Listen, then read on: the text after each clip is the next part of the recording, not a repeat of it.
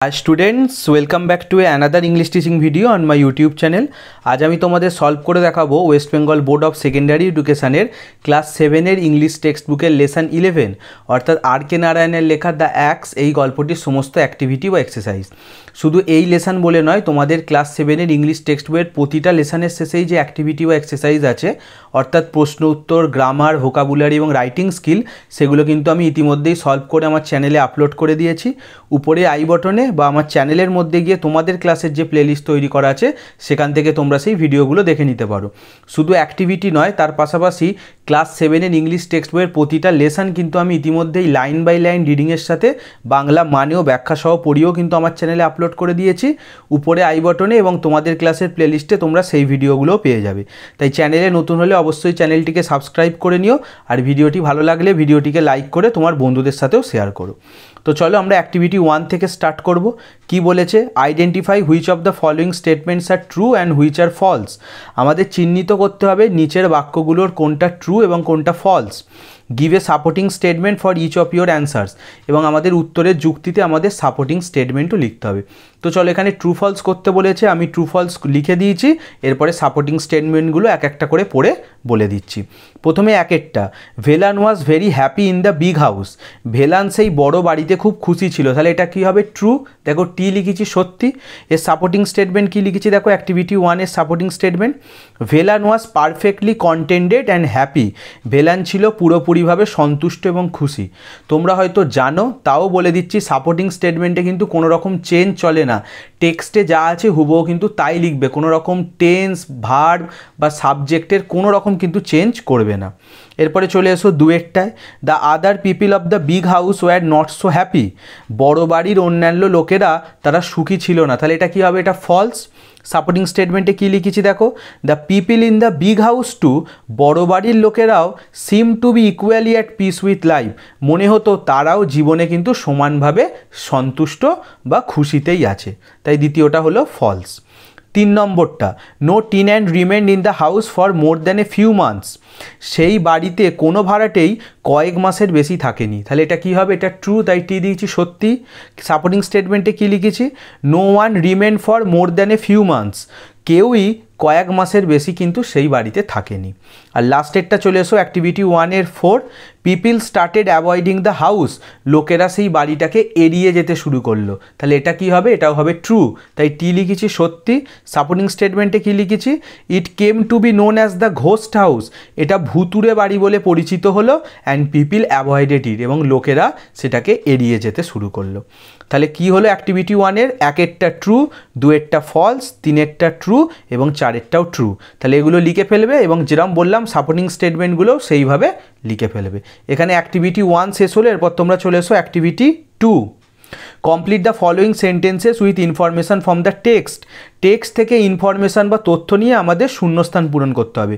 তো চলো আমি শূন্যস্থান পূরণ করে দিয়েছি, তোমাদের একবার পড়িয়ে মানে বলে দিই। প্রথমে এরটা, one midnight he was told that the master was dead. এক মাঝরাতে তাকে বলা হলো যে তার প্রভু মারা গেছে। বিয়েরটা, the sons of the late owner left the keys of the house with Velan. সেই মৃত মালিকের ছেলেরা তারা বাড়ির চাবি কার কাছে দিয়ে চলে গেল? উইথ ভেলান, মানে ভেলানের সঙ্গে বা ভেলানের কাছেই তারা চাবিটা রেখে দিল।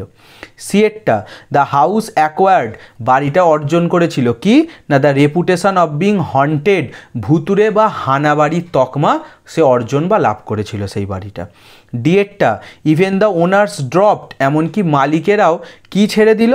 The practice of coming and seeing the house, সেই আসা যাওয়া, এসে যে সেই বাড়িটাকে দেখতো সেই অভ্যাসটাও কিন্তু মালিকেরা ত্যাগ করলো বা ছেড়ে দিল। তাহলে এই হচ্ছে অ্যাক্টিভিটি 2 এর শূন্যস্থান পূরণ, তোমরা দেখে দেখে সাজিয়ে লিখে নেবে। এখানে অ্যাক্টিভিটি 2 শেষ হলো, এরপর তোমরা চলে এসো activity 3। Answer the following questions, নিচের প্রশ্নগুলোর উত্তর দিতে বলেছে। তো চলো আমরা এক এক করে প্রশ্ন পড়ব এবং তার উত্তরগুলো লিখব। প্রথমে এরটা, হু ওয়াজ ভেলান। ভেলান কে ছিল? দেখো ওয়াজ দিয়ে প্রশ্ন করেছে, পাস্ট টেন্সে, আমরা সেভাবেই লিখব। অ্যাক্টিভিটি 3 এর এরটা কী লিখেছি দেখো, Velan was a gardener. Velan ছিল একজন মালি। বিয়েরটায় চলে এসো, did the tenants have any regard for the garden, সেই ভাড়াটেদের কি বাগানের প্রতি কোনো স্নেহ বা ভালোবাসা ছিল? ডিড দিয়ে প্রশ্ন করেছে, তাহলে পাস্ট টেন্সে আমরা সেইভাবেই লিখব। দেখো দ্য টিনেন্টস থেকে শুরু করেছি, the tenants had no regard for the garden, লিখে দিয়েছি না, ভাড়াটেদের সেই বাগানের প্রতি কোনো স্নেহ বা ভালোবাসা ছিল না। এরপরে সিয়েরটায় চলে এসো, did the owners of the house visit the house frequently, বাড়ির মালিকেরা কি মাঝে মধ্যেই বাড়িতে ঘুরতে আসতো, মানে বাড়িটা দেখতে আসতো? তাহলে কি লিখেছি এখানেও ডিড দিয়ে প্রশ্ন, পাস্ট টেন্সেই লিখেছি যে no, the owners of the house visited the house occasionally, যে না, বাড়ির মালিকেরা বাড়িটাকে মাঝে মধ্যে দেখতে আসতো। দেখো প্রশ্নতে করেছে ফ্রিকুয়েন্টলি, মাঝে মধ্যেই আসতো, আমি লিখেছি না, মাঝে মধ্যে আসতো না, অকেশনালি, মানে খুব আলেকালে, বছরে একবার দুবার করে কিন্তু তারা দেখতে আসতো। আর লাস্ট ডিএডটা, how did the house acquire the reputation of a ghost house, বাড়িটা কিভাবে ভুতুরে বাড়ির খ্যাতি অর্জন করলো বা ভুতুরে বাড়ির তকমা লাভ করলো?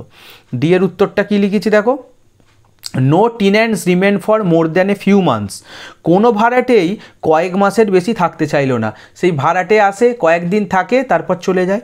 People started avoiding the house, তাই লোকেরা আস্তে আস্তে সেই বাড়িটাকে এড়িয়ে যেতে শুরু করলো। অ্যান্ড দাস, এইভাবে the house acquired the reputation of a ghost house, বাড়িটা ভুতুরে বাড়ির তকমা লাভ করলো। দেখো ডিড দিয়ে প্রশ্ন ছিল বলে আমরা অ্যাকোয়ার্ডটাকে কী করে দিয়েছি, অ্যাকোয়ার্ড, তো লাস্টে লিখে দেবো Das the house acquired the reputation of a ghost house, এইভাবেই সেই বাড়িটা ভুতুরে বাড়ির তকমা অর্জন করলো। তাহলে এখানে আমাদের অ্যাক্টিভিটি 3 শেষ হলো। এরপর তোমরা চলে এসো activity 4, feel in the chart below with information from the text. নিচে দেখো একটা চার্ট দেওয়া আছে, তো টেক্সট থেকে ইনফরমেশান বা তথ্য নিয়ে আমাদের এটা ফিল আপ করতে হবে। বাঁ দিকে আছে কজ অর্থাৎ কারণ, আর ডান দিকে আছে এফেক্ট অর্থাৎ ফল। তাহলে যেটার কজ বা কারণ লেখা আছে তার এফেক্ট বা ফল লিখতে হবে, আর যেটার এফেক্ট বা ফল লেখা আছে তার কজ বা কারণ লিখতে হবে। তো চলো, আমি তো ফিল করে দিয়েছি চার্টটা, তোমাদের একবার পড়িয়ে দিই। প্রথমে ট্যাকেরটায় এফেক্ট অর্থাৎ ফলেতে লেখা আছে Velan hobbled up with the keys, Velan চাবি নিয়ে খুঁড়িয়ে গেল। তার কজ, তার কারণ কি, দেখো কারণে লিখেছি one day car sounded its horns angrily at the gate, কারণ একদিন একটা গাড়ি রাগের সাথে এসে হর্ন বাজাচ্ছিল গেটের কাছে, তাই ভেলান খুঁড়িয়ে চাবি নিয়ে গেল। দুয়েরটা কজেতে লেখা আছে Velan clear the vegetation which block the entrance, Velan সেই আগাছা পরিষ্কার করলো যেটা প্রবেশপথের কাছে হয়েছিল। তো এর ফলে কি ঘটেছিল, the gates opened on rusty hinges creaking and groaning, গেটটা খুললো মরচে পড়া কবজাতে এবং সেখানে ক্যাঁচ ক্যাঁচ করে এবং গোঙ্গো করে আওয়াজ হতে লাগলো। এটার পরিবর্তে তোমরা এটাও লিখতে পারো যে the car enter through the gate, গাড়িটা গেটের মধ্যে দিয়ে প্রবেশ করেছিল, ওটাও হবে। আর যেটা লিখেছি এটাও হবে, আগাছা পরিষ্কার করার পরে কি হয়েছিল, গাড়িটা গেটের ভেতরে ঢুকেছিল, কিন্তু তার আগে কি হয়েছিল, গেটটা দেখবে মরচে ধরা কবজাতে খুলেছিল, তাই আওয়াজ হচ্ছিল। তিনেরটা চলে এসো, এফেক্টে লেখা আছে Velan was order to go back to his village, ভেলানকে আদেশ দেওয়া হয়েছিল সে যেন তার গ্রামে ফিরে যায়। তাহলে এর কজ বা কারণ কি হবে, the house was sold to a company, কারণ বাড়িটা একটা কোম্পানিকে বিক্রি করে দেওয়া হয়েছিল। They were not going to have a garden, তারা কিন্তু বাগান রাখবে না। তাহলে যেহেতু বাগান রাখবে না তাই মালির কোনো কাজ নেই, তাই ভেলানকে বলা হয়েছিল তার গ্রামে ফিরে যেতে।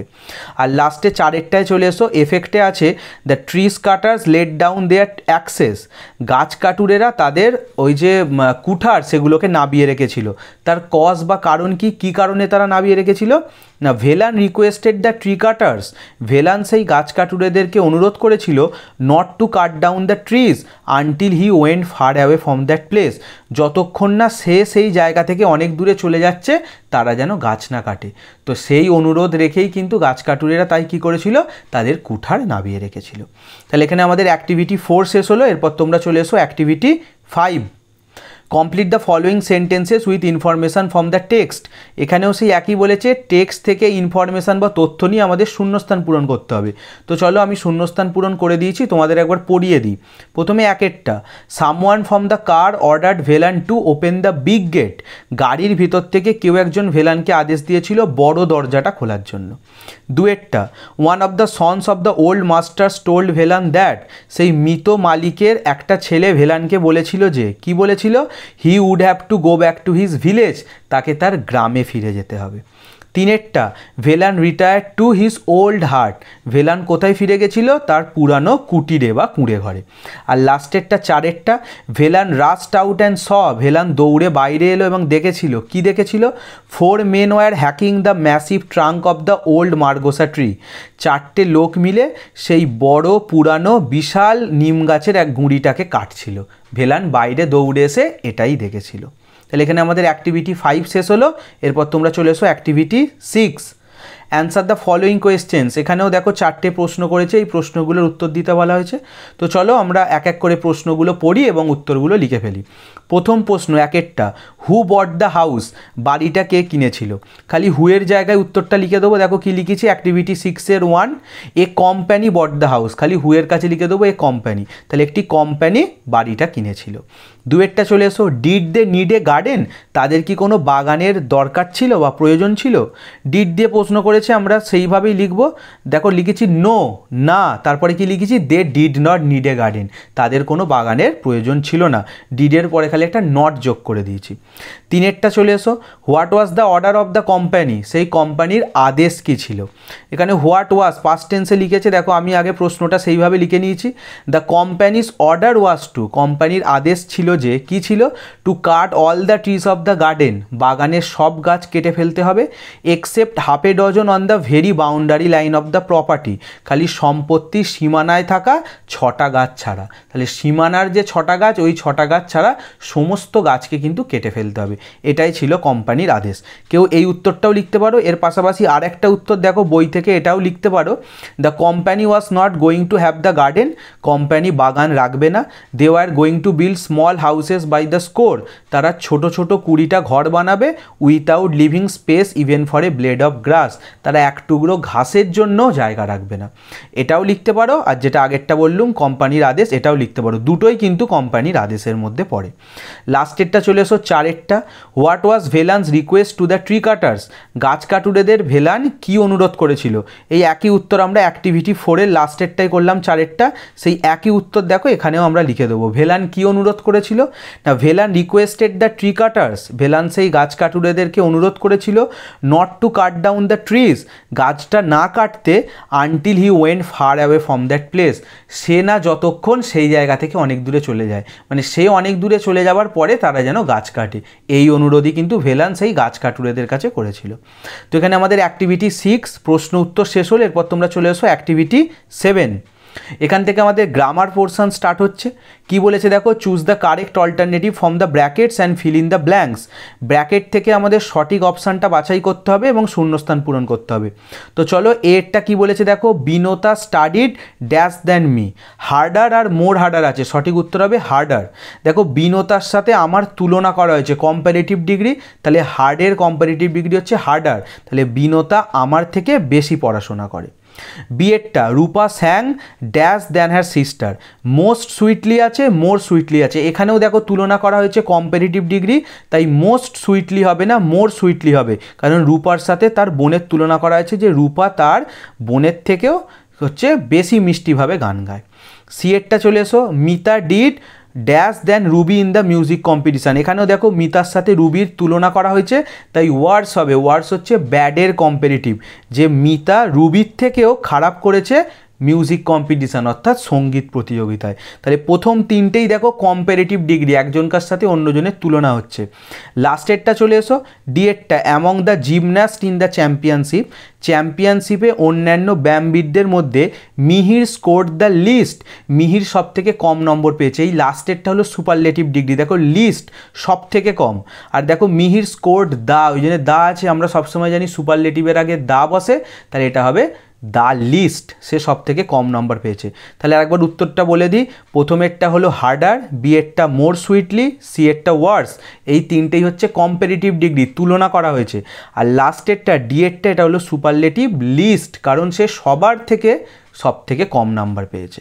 এখানে অ্যাক্টিভিটি 7 শেষ হলো। এরপর তোমরা চলে এসো activity 8। Choose the correct adverb from the box and feel in the blanks, নিচে দেখো হলুদ রঙের বক্সে অ্যাডভার্ব দেওয়া আছে, সেখান থেকে আমাদের সঠিক অ্যাডভার্ব নিয়ে শূন্যস্থান পূরণ করতে হবে। One is done for you, প্রথমটা করে দেওয়া আছে। তো চলো আমরা শূন্যস্থান পূরণ তো আমি করে দিয়েছি, তোমাদের একবার পড়িয়ে দিই। There was no one in the hall when Sumana arrived, হলেতে কেউ ছিল না যখন সুমনা পৌঁছেছিল।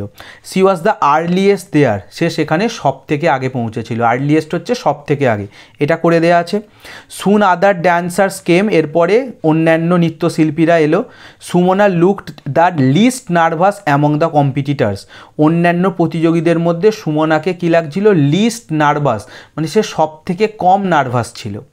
হার steps were more composed than the other girls on the stage, স্টেজেতে অন্য মেয়েদের থেকে তার স্টেপস, তার পদক্ষেপ ছিল মোর কম্পোজড, মানে খুব ধীর স্থির, মানে সে খুব সুন্দরভাবে নাচছিল, তার স্টেপগুলো খুব সুন্দর পড়ছিল। তারপরেরটা চলে এসো, her face glowed radiantly as she perform, যখন সে পারফর্ম করছিল তখন তার মুখটা উজ্জ্বলভাবে কিন্তু চমকাচ্ছিল। র্যাডিয়েন্টলি মানে হচ্ছে উজ্জ্বলভাবে। আর সে কিরম পারফর্ম করছিল? More gracefully than the other dancers on the stage, স্টেজে থাকা অন্যান্য ড্যান্সারদের থেকেও সে মোর গ্রেসফুলি, বেশি জমকালোভাবে কিন্তু প্রদর্শন করছিল। তাহলে শূন্যস্থান পূরণগুলো আরেকবার বলে দিই। প্রথমেরটা আর্লিয়েস্ট করে দেওয়া আছে, তারপরটা হবে লিস্ট নার্ভাস, সব থেকে কম নার্ভাস, তারপরটা হবে মোর কম্পোস্ট, সে অন্যদের থেকে সুন্দর করে পা ফেলছিল, তারপরটা হবে র্যাডিয়েন্টলি উজ্জ্বলভাবে, আর লাস্টেরটা হবে মোর গ্রেসফুলি, বেশি জমকালোভাবে। এখানে অ্যাক্টিভিটি 8 শেষ হলো, এরপর তোমরা চলে এসো activity 9। Feel in the blanks with the correct form of the verb, ভার্বের সঠিক ফর্ম নিয়ে আমাদের শূন্যস্থান পূরণ করতে হবে। দেখো প্রতিটা বাক্যের মধ্যেই ব্র্যাকেটে দুটো করে অপশান আছে, আমাদের সঠিক ভার্বটা নিতে হবে। তোমাদের বলে রাখি, সাবজেক্ট যখন সিঙ্গুলার হয় তখন ভার্ব সিঙ্গুলার বসে, আর সাবজেক্ট যখন প্লুরাল হয় তখন ভার্বও প্লুরাল বসে। তো প্রথমেরটা দেখো কি লিখেছি, দ্য নিউজ ইজ শকিং। দেখো নিউজ দেখে অনেকে এস আছে মনে ভাববে প্লুরাল, কিন্তু তা নয়, খবর নিউজ এটা কিন্তু সিঙ্গুলার। তাহলে কী হবে? দ্য নিউজ ইজ শকিং, যেহেতু সাবজেক্ট সিঙ্গুলার তাই ভার্ব হলো সিঙ্গুলার। পরেরটা বিয়েরটা, the children play cricket in the park. দেখো চিলড্রেন আছে, একটা শিশু নয় কিন্তু শিশুরা, তাহলে কী হলো? The children play cricket in the park, plays হলো না। প্লেস কখন হতো? যদি সাবজেক্টটা থার্ড পার্সন সিঙ্গুলার নাম্বার হতো তখন এস যোগ হতো, কিন্তু প্লুরাল তাই এখানে প্লে হলো। সিয়েরটা পরেরটাও একইভাবে, দেখো সাবজেক্ট প্লুরাল আছে, বোথ লাবণী অ্যান্ড সোমা, লাবণী আর সোমা দুজন আছে, তাই কী হবে? লাভ আউটডোর গেমস, তারা আউটডোর গেমস খেলতে ভালোবাসে, একজন থাকলে কিন্তু লাভস হতো। ডিএরটা, the hotel manager and the staff, হোটেলের ম্যানেজার এবং কর্মচারী make the guest feel comfortable, তারা অতিথিদেরকে স্বাচ্ছন্দ্য বোধ করিয়েছিল। এখানেও দেখো হোটেল ম্যানেজার এবং স্টাফ, তাহলে প্লুরাল, তাই সাবজেক্টটাও যেহেতু প্লুরাল তাই ভার্বও হলো প্লুরাল অর্থাৎ মেক। আর লাস্টেরটা চলে এসো, many women today work outside the home, আজকের দিনে অনেক মহিলারাই বাড়ির বাইরে কাজ করে, এখানেও হলো ওয়ার্ক, কারণ সাবজেক্টটা হচ্ছে প্লুরাল। তাহলে দেখো প্রতিটাতেই প্রথমটা ছাড়া, প্রথমটায় খালি সাবজেক্ট সিঙ্গুলার দ্য নিউজ, তাই ইজ হয়েছিল ভার্ব। পরের প্রত্যেকটাতেই দেখো কোনোতে এস যোগ হলো না, কারণ সাবজেক্ট হচ্ছে প্লুরাল, সাবজেক্ট সিঙ্গুলার হলে তখন কিন্তু ভার্বের সাথে এস বা ইএস যোগ হয় প্রেজেন্ট টেন্সে।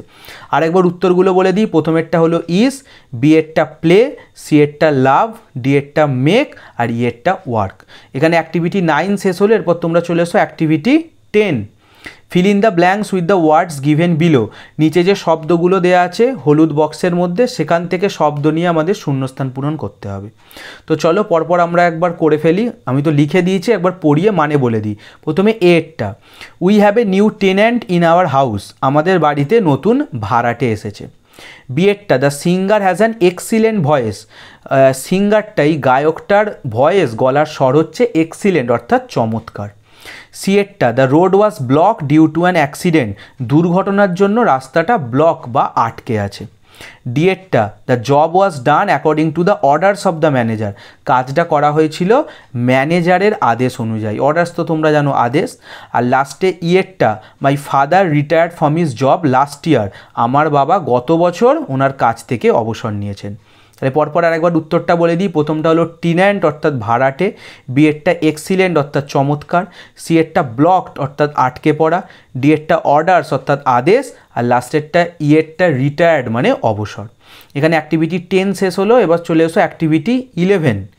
Write the appropriate plural nouns of the following, নিচে যে দেখো নাউনগুলো দেওয়া আছে তাদের আমাদের প্লুরাল ফর্ম লিখতে হবে। One is done for you, প্রথমটা করে দেওয়া আছে। মোর দ্যান ওয়ান ওম্যান, একের বেশি ওম্যানকে কি বলে? দেখো ওমেন, এটা লিখে দেওয়া আছে। বিয়েরটা, মোর দ্যান ওয়ান ম্যান, একের বেশি লোককে কি বলে? তাহলে মেন। সিয়েরটা, মোর দ্যান ওয়ান পারসন, একের বেশি লোককে কি বলে? পিপল। ডিয়েরটা মোর দ্যান ওয়ান গুজ, একটার বেশি রাজহংস, সেটাকে কি বলে গিজ। মোর দ্যান ওয়ান মাউস, একের বেশি ইঁদুর, তাহলে সেটাকে কি বলে মাইস। মোর দ্যান ওয়ান ব্যারাক, একটার বেশি ব্যারাক, তাহলে ব্যারাক্স, এস যোগ হবে। মোর দ্যান ওয়ান ডিয়ার, একটার বেশি হরিণ, হরিণের প্লুরাল ফর্ম যে ডিয়ার, এটার কিন্তু প্লুরাল ফর্মও ডিয়ারই হয়, কোনো রকম চেঞ্জ হবে না, তাই ডিয়ার লিখে দিয়েছি। মোর দ্যান ওয়ান সিলেবাস, একটার বেশি সিলেবাস, সেটাকে কি বলে সিলাবি। আর last more than one focus, একটার বেশি ফোকাস, সেটাকে বলা হয় ফোকাই। তাহলে এই হচ্ছে অ্যাক্টিভিটি 11-এর সমস্ত যে নাউনগুলো দিয়েছে তাদের প্লুরাল ফর্ম। এখানে অ্যাক্টিভিটি 11 শেষ হলে এরপর তোমরা চলে এসো রাইটিং স্কিল, অর্থাৎ activity 12A। Write a letter to your friend, তোমার বন্ধুকে একটা চিঠি লেখো, inviting him or her to the marriage ceremony of your uncle, তোমার কাকার বিয়ের অনুষ্ঠানে তোমার বন্ধুকে নিমন্ত্রণ জানিয়ে। তো চলো অ্যাক্টিভিটি 12A-তে আমাদের একটা লেটার বা চিঠি লিখতে হবে। বন্ধুকে চিঠি লিখতে বলেছে মানে এটা হচ্ছে পার্সোনাল লেটার। আমি লেটারটা লিখিয়ে তো দিচ্ছি, তার সাথে সাথে এটাও আলোচনা করে দেবো যে একটা লেটার লেখার ফরম্যাট কী হয়। তো অ্যাক্টিভিটি 12A-তে চলে এসো। তুমি চিঠিটা লিখছো, তাহলে তোমার ঠিকানা থাকবে খাতার ডান দিকের একবার উপরে। তাহলে এখানে দেখো নিজের গ্রাম বা শহরের নাম লিখবে, কমা দিয়ে জেলার নাম দেবে, পিন নাম্বার দেবে তোমার এলাকার, এবং তারপরে ডেট লিখবে যে দিনে তুমি চিঠিটা লিখছো।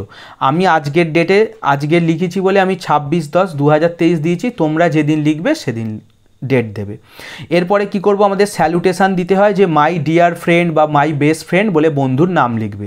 তারপরেই দেখো যেটার জন্য লিখতে বলেছে যে কাকার বিয়েতে নেমন্তন্ন করবে, প্রথমেই কিন্তু আমরা সেই কথাটা বলি না, প্রথমে আগে একটু ইন্ট্রোডাকশান যে কেমন আছিস, কি খবর, এইসব। তো কী লিখেছি দেখো, হাউ আর ইউ, কেমন আছিস। Hope you are fit and fine, আশা করি তুই সুস্থ সবল ভালো আছিস। I am also fine here, আমিও বেশ ভালো আছি। হাউ আর ইউর পেরেন্টস, তোর বাবা মা কেমন আছে। তাহলে এটা ইন্ট্রোডাকশান হলো। এরপর main body of the letter আসবে, মানে যে উদ্দেশ্যে চিঠিটা লেখা।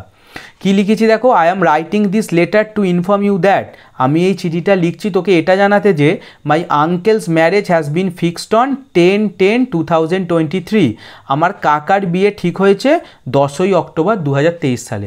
দেখো আজকে 26শে সেপ্টেম্বর, আমি মোটামুটি 15 দিন পরের ডেট দিয়েছি। তোমরাও যখন চিঠিটা লিখবে তার 15 দিন পরের ডেট দেবে বা 20 দিন পর, কারণ চিঠিটা লিখছো, চিঠিটা যাবে, নিমন্ত্রণটা তো কিছুদিন আগে থেকে করতে হয়। তো 10 তারিখে তাহলে কাকার বিয়ে ঠিক হয়েছে। অন দ্যাট অকেশান, এই উপলক্ষে a grand party will be organised by my family on 12/10/2023, আমার বাড়ি থেকে একটা বড়সড় পার্টির আয়োজন করা হয়েছে 12/10/2023-এ। তাহলে 10 তারিখে বিয়ে, যেহেতু ছেলের বাড়ির অনুষ্ঠান, তাহলে দুদিন পর মানে রিসেপশানের দিন যেন তোমার বাড়িতে অনুষ্ঠান হবে, তাই 12 তারিখে একটা পার্টির আয়োজন করা হয়েছে। So I am inviting you with all your family members on that evening, তাই আমি তোকে নিমন্ত্রণ করছি, তোকে এবং তোর পরিবারের সবাইকে, all your family members on that evening in our house, সেই দিন সন্ধেবেলা আমার বাড়িতে আমি নিমন্ত্রণ জানাচ্ছি। Many friends of ours will also come, আমাদের অনেক বন্ধুরাও আসবে, মানে তোকে তো নেমন্তন্ন করছি, আরও অনেক বন্ধুদেরকে বলেছি তারাও আসবে। ইউ অলসো মাস্ট কাম, তোকেও অবশ্যই আসতে হবে, উইথাউট এনি এক্সকিউজ, কোনো বাহানা বা অজুহাত ছাড়া, মানে তোকে অবশ্যই আসতে হবে। তো এখানে আমাদের main body of the letter শেষ হলো। যেরকম ইন্ট্রোডাকশানে শুরু করেছিলাম, এবার একটু কিছু কথা দিয়ে শেষ করছি যে নো মোর টুডে, আজ আর নয়, see you soon on that day, খুব শীঘ্রই তোর সাথে দেখা হচ্ছে ওই দিনে। ব্যাস, এখানে চিঠি শেষ হলো। এবার ডান দিকে কী দিয়েছি দেখো, ইয়োর সেভার বলে নিজের নাম লিখবে, বা ইয়োর বেস্ট ফ্রেন্ডও লিখতে পারো, এটা তোমার নাম হলো।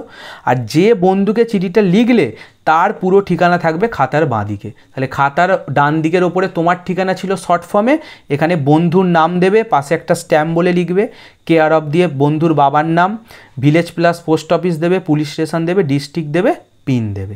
তাহলে এই হচ্ছে বন্ধুকে কাকার বিয়েতে নেমন্তন্ন করার হচ্ছে একটা পার্সোনাল লেটার, অ্যাক্টিভিটি 12A। এরপরে চলে এসো activity 12B, imagine yourself to be the friend whom the letter was sent to, মনে করো ওই চিঠিটা তোমার কাছে পাঠানো হয়েছে। তাহলে এর আগেরটাই বললে তুমি নেমন্তন্ন করেছো, এবার ভাবো সেই চিঠিটা তোমার কাছে এসেছে, মানে তোমাকে তোমার কোনো বন্ধু হয়তো তার কাকার বিয়েতে নেমন্তন্ন করেছে। Now write a reply to the letter accepting the invitation, এবার তুমি সেই নিমন্ত্রণটাকে গ্রহণ করেছো সেটা জানিয়ে বন্ধুকে একটা চিঠি লেখো। তো চলো সেই একই ফরম্যাট হবে অ্যাক্টিভিটি 12B। তাহলে তুমি তোমার প্রথমে কি করবে, ডান দিকের ওপরে নিজের গ্রাম বা শহরের নাম, তারপর জেলার নাম দেবে, পিন নাম্বার দেবে এবং যে ডেটে চিঠি লিখছো সেই ডেটটা দেবে। তারপরে যেরকম বললাম স্যালুটেশন মাই ডিয়ার ফ্রেন্ড বলে বন্ধুর নাম দেবে, দিয়ে কী লিখছো দেখো, I and my parents are fit and fine, আমি এবং আমার বাবা মা ভালো আছি। ওখানে তোমার বন্ধু জানতে চেয়েছিল যে তুই তোর বাবা মা কেমন আছিস, তাহলে তুমি প্রথমেই বলছো যে আমি ভালো আছি, আমার বাবা মাও ভালো আছে। Glad to know that you are also fine, এটা জেনে খুশি হলাম যে তুইও ভালো আছিস, কারণ বন্ধুর চিঠি আমি পেয়েছি, তার উত্তরে তো লিখছি এটা। এবং তুমি এটাও জানতে চেয়েছো হাউ আর ইউর পেরেন্টস, তোর বাবা মা কেমন আছে। এবার আসল বডি অফ দ্য লেটারে চলে এসো, বন্ধু কাকার বিয়ের নেমন্তন্ন করেছিল, তুমি তার উত্তর দিচ্ছ। I have just received your invitation for your uncle's marriage, আমি এই সবেমাত্র তোর কাকার বিয়ের নিমন্ত্রণ পেলাম। I am gladly accepting your invitation, আমি আনন্দের সাথে তোর নিমন্ত্রণকে গ্রহণ করলাম। And will surely B present with my family members on that evening, এবং সেই সন্ধেবেলায় আমি অবশ্যই আমার পরিবারের সকলকে নিয়ে উপস্থিত থাকবো। It will be very fun there to meet so many friends together, খুব মজা হবে অতগুলো বন্ধুর সাথে একসাথে দেখা হলে। কারণ ওই যে লিখেছে নয়, বন্ধু লিখেছিল যে আরও অনেক বন্ধুরা আসবে, তো তুমি যেন লিখছো সব বন্ধুদের সাথে একসাথে দেখা হবে, খুব মজা হবে। আবার ইন্ট্রোডাকশানে যেরকম লিখেছিলে সেরকম এন্ডিংয়েও একটু লিখে দিয়েছি, নো মোর টুডে, আজ আর নয়, see you soon on that day, ওই দিনেই দেখা হচ্ছে। টেক মাই লাভ, আমার ভালোবাসা নিস, and give regards to your parents, এবং তোর বাবা মাকে আমার প্রণাম জানাস।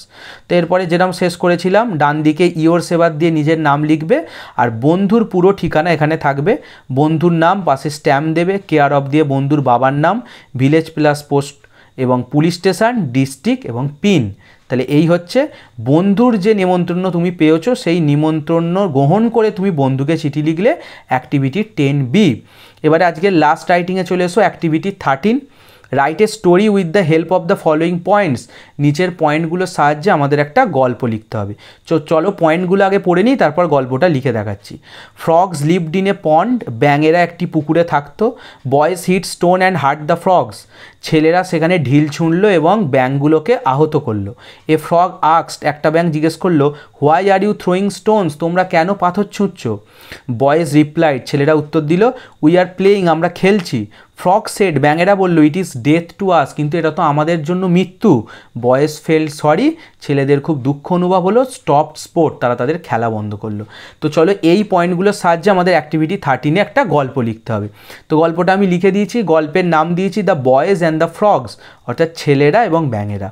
কী লিখেছি দেখো গল্পেতে, ওয়ান্স আপন এ টাইম, একদা এক সময়, a group of frogs lived in a pond happily, একটা ব্যাঙের দল একটা পুকুরে খুব সুখে শান্তিতে বাস করত। যেহেতু স্টোরি তাই সব পাস্ট টেন্সে লিখেছি, দেখো লিভড ইন এ পন্ড, তারা বাস করত। One day A group of boys were returning from school, একদিন একদল ছেলে স্কুল থেকে ঘরে ফিরছিল। এখানে দেখো পাস্ট কন্টিনিউয়াস টেন্স ইউজ করেছি, ওয়ার রিটার্নিং, তারা ঘরে ফিরছিল স্কুল থেকে। অন দেয়ার ওয়ে, তাদের পথে বা রাস্তায়, they started to hit stones into the pond, তারা কি করলো না পুকুরে তারা হচ্ছে পাথর বা ঢিল ছুঁড়তে শুরু করলো। দেখো they started to hit, started তারা শুরু করলো। অ্যাজ এ রেজাল্ট, এর ফলে তারা ঢিল ছুটছে, এর ফলে কি হলো, মেনি ফ্রগস ওয়্যার ইনজিওর্ড, অনেক ব্যাঙেরা আহত হয়ে পড়লো। প্যাসিভ ভয়েসে লিখেছি পাস্ট টেন্সে, were injured. Then a frog asks the boys, তারপরে একটি ব্যাঙ সেই ছেলেগুলোকে জিজ্ঞেস করলো, দেখো এখানেও আক্সড, জিজ্ঞাসা করলো। কি জিজ্ঞাসা করলো? Why they were throwing stones at them, কেন তারা তাদের দিকে পাথর ছুঁড়ছে। দেখো এখানে আবার পাস্ট কন্টিনিউয়াস আছে, ওয়ার থ্রোয়িং, তাহলে একটা ব্যাঙ ছেলেদেরকে জিজ্ঞেস করলো তোমরা পাথর ছুঁড়ছো কেন। দ্য বয়েজ রিপ্লাইড দ্যাট, ছেলেরা উত্তর দিল যে দে ওয়ার প্লেয়িং, যে তারা খেলছিল। দেখো রিপ্লাইড সিম্পল পাস্ট টেন্স, আর they were playing past continuous, যে তারা খেলছে। উত্তরে ব্যাঙ কি শুনে বলছে দেখো, hearing this the frog said that, এটা শুনে ব্যাঙেরা বলল যে it was death to them, কিন্তু এটা তো তাদের জন্য মৃত্যু। তোমরা খেলছো, মজা করছো, ঢিল বা পাথর ছুঁড়ছো, কিন্তু এটা তো আমাদের মৃত্যুর কারণ, আমাদের তো আহত হচ্ছি তোমাদের ঢিলের বা পাথরের আঘাতে। দেন দ্য বয়েজ ফেল্ট সরি, দেখো এখানেও ফেল্ট সরি পাস্ট টেন্সে, তাই ছেলেরা দুঃখ পেল বা দুঃখ অনুভব করলো। And they stopped their sport, stopped এখানেও দেখো সিম্পল পাস্ট টেন্স, ইডি যোগ হয়েছে, এবং তারা তাদের খেলা বন্ধ করলো। মোরাল দিতে বলেনে, তবু একটা মোরাল বা নীতিকথা দিয়ে দিয়েছি, your enjoyment should not be the cause of others worry, তোমার আনন্দ যেন অন্যের দুঃখের কারণ না হয়। তাহলে ছেলেগুলো আনন্দ করে ঢিল ছুটছে, কিন্তু তাদের ব্যাঙেদের কষ্ট হচ্ছে, এটা যেন কখনো হয়, তুমি আনন্দ করো কিন্তু তাতে অন্যজনের যেন ক্ষতি না হয়। তাহলে এখানে আমাদের অ্যাক্টিভিটি 13-এ যে স্টোরিটা ছিল সেটা। কমপ্লিট করে দিলাম এবং এর সাথে সাথে এই লেসনের সমস্ত অ্যাক্টিভিটি আমি কমপ্লিট করে দিলাম। আশা করি ভিডিওটি ভালো লেগেছে। ভিডিওটি ভালো লাগলে ভিডিওটিকে লাইক করো, কমেন্ট করে জানিও কেমন লাগলো। তোমাদের একটা কমেন্ট আমাকে আরও মোটিভেট করে, আরও এনকারেজ করে এরকম ভিডিও করার জন্য। আমি কোনো রকম এডিট করি নেই যে ধরো একটানা প্রায় 30 মিনিট পড়িয়ে গেলাম, এটা কিন্তু একভাবেই পড়িয়ে গেলাম। তাই তোমরা কমেন্ট করে জানালে কেমন লাগেছে, তাহলে খুব ভালো লাগে।